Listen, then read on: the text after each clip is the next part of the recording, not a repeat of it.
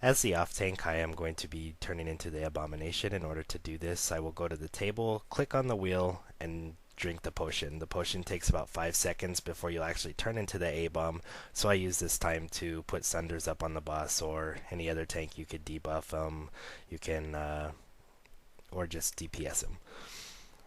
Once you've turned into the Abom, as I do right here, you will get a new raid UI, which is 3 buttons. The first button eats the oozes. In order to eat the oozes off the ground, you have to be right in the center of it, so make sure that you position yourself correctly. The second button is going to put a slow on the slimes, and the third button is your melee swing. It's very important to have the main tank Putricide right next to the puddles, so while you are eating the puddles, you are also hitting the boss. You could do this because there's no global cooldown on any of the abilities, so you could just spam 1 and 3, 1 and 3 back and forth as fast as you can. Once the ooze comes out, you want to DPS him down, and in the middle of his cast bar, you want to hit him with the slow. Don't do it too early before it targets somebody, and don't do it too late because a lot of times he will bug out, and if you do it too late, obviously he's going to get to your raid before you want him to. The idea here is to get him down to 80%.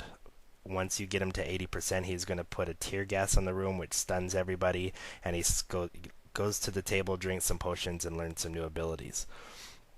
It's very important not to have any slimes out, so you want to either push him after that green slime or after the red slime if your DPS is a little slower. Here we did it fine, killed the green slime, DPS'd him, got some puddles off of the ground. You don't want to get behind. Once he comes out of phase 2, he's going to have a new ability of throwing the green Malibu goo, so this next phase goes from 80% down to 35%. The most important thing is to always be eating the puddles off of the ground, which gives you energy to throw your slows. If you don't eat the puddles, they will keep growing constantly, and it's really easy to get behind.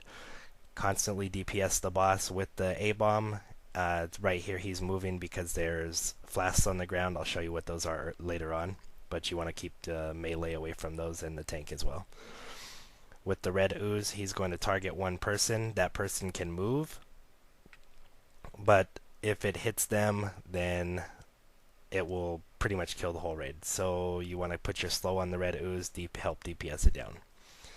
Anytime these green slimes come up, you want to get right back on them. No matter what you're doing, you have to stop and get right back on them, because once they get out of control, it's really hard to catch back up. So this is just the green slime, the red slime, green slime, all the way down to 35%. Here he's at center cast. I'll cast the slow on him, help DPS him down all the way up until the puddles come out. As soon as the puddles come out, I'm going to switch to them.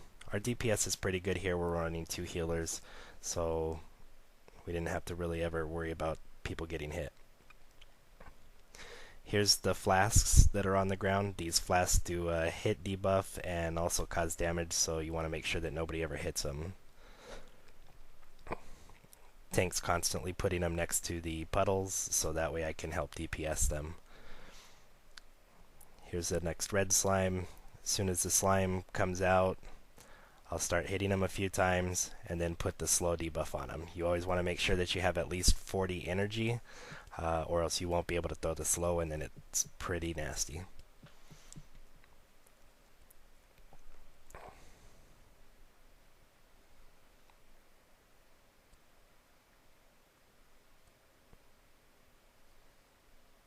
Same thing, just eating the slimes, making sure that I have energy. Tank pulls the boss next to us. Keep DPSing him, keep DPSing him down. This is an example of what you do not want to do. Right now, the boss is at 36%, and we start to DPS him, the slime, and the boss goes into phase 3. You absolutely do not want to go into phase 3 with the slime up, because now you have to kill him, you cannot slow him, and your off tank is going to leave the abomination, so you have no way to slow the slime. So now the slime is just going to hit the raid, knock everybody back. Here's what you want to do. You want to eat the slimes, make sure as much as the slime is off the ground, and you want to kill the ooze, and you want to stop DPS on Putricide. So we made sure we didn't touch Putricide. killed the ooze. There's going to be 2 puddles pop out. I'm going to try my hardest to get those puddles off the ground. Not even worrying about the DPS on the boss. Because now we're just trying to push him past 35%. I got lucky here and got the slime up right as we got the tear gas. So we went into phase 3 with nothing on the ground.